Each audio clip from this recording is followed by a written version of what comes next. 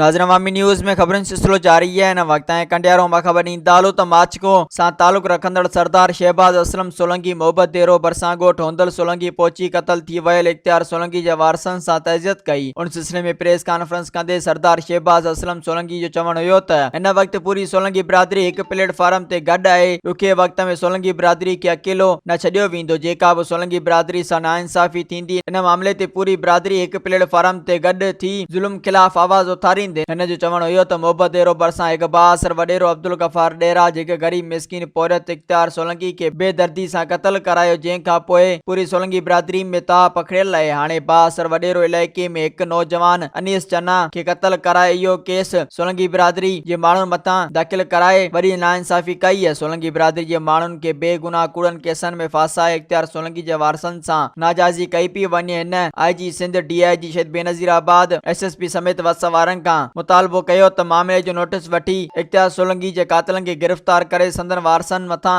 दाख़िल कयल अनीस चन्ना जी FIR ख़त्म करे बाअसर वडेरे खिलाफ़ कदम खयो वञे। उन मौके ते डॉक्टर लियाकत सोलंकी, डॉक्टर साले सोलंकी ऐं ॿिया साणस गॾु हुआ। मज़ीद खबरों और तफसीलात के लिए विजिट करें हमारी वेबसाइट www.awamiNewsHD.com।